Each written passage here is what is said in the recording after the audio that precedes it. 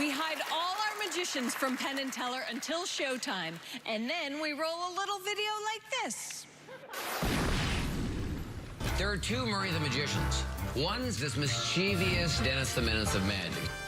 My other side is a curator of magic history. When somebody finds a random magic box, I'm the guy they call. I love old Hollywood. I love old show business. In my collection, I have Jack Codell, the first magician to ever play Las Vegas. I have his actual tuxedo. I have a booth from the original Dunes Hotel. The chandelier above that is from the Frank Sinatra suite at the Riviera Hotel. The history of magic's really important to me because the magicians that came before us lit the path for us to follow.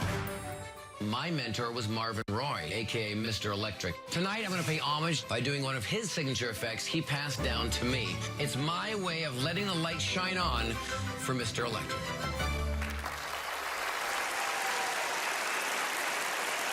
Please welcome Murray SawChuck. Penn, Teller, absolutely honored to be here. Thank you for having me on your show. And as you had in your life, your teacher and mentor, the legendary Mr. Johnny Thompson, I had a mentor as well, Marvin Roy, Mr. Electric. He went by on stage. And the reason why is because he lit light bulbs in the palm of his hand. For 50 years, he toured the world lighting light bulbs. It's a phenomenal act with him and his wife. He played the Lido in Paris. He opened the Stardust Casino here in Las Vegas. He toured with Liberace for over 5 years, played Radio City Music Hall in New York City, an absolute legend. He's still alive. He's 92, living in Palm Springs, California. And he was nice enough to donate and give me one of his effects from his act to perform. And that's what I'm going to do this evening. It involves a 500-watt light bulb and a pitcher of milk. Let's do it.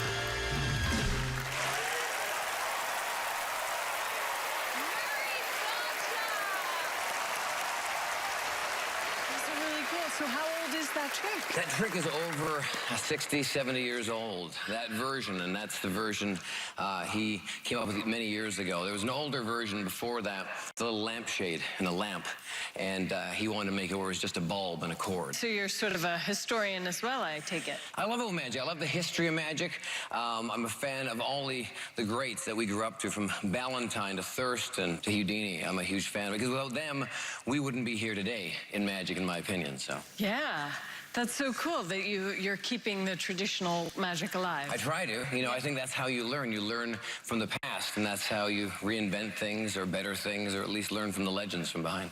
All right, well, let's check in with the boys. Penn, Teller. You know, we know an awful lot about the act, so we would have used that in the code to sneak in Roy and Mark. We know a lot about that. Great to see that act. It's just really great to see. It's an amazing piece. And those are the actual props? Those are the actual props. Oh. And I have old footage of him teaching me in Palm Springs. Because I wanted him to actually touch them and wanted to see him actually just do it, and it was great. You know, he's 92, but it was just great because he did everything just the way he'd do it when he toured, you know. Also, you know, and you forget how many provers there are on the milk pitcher. Oh my goodness. I mean, there's all those provers that really do sell it completely, yes. And that you did beautifully. Just yes. You did beautifully. Oh, well, thank you. And it's just gorgeous props. But you know, we know the illusion. Of course you do. We're so glad you came out and did it. Thank you for having me on. I really appreciate it, guys. Thank you so much. Congratulations to you.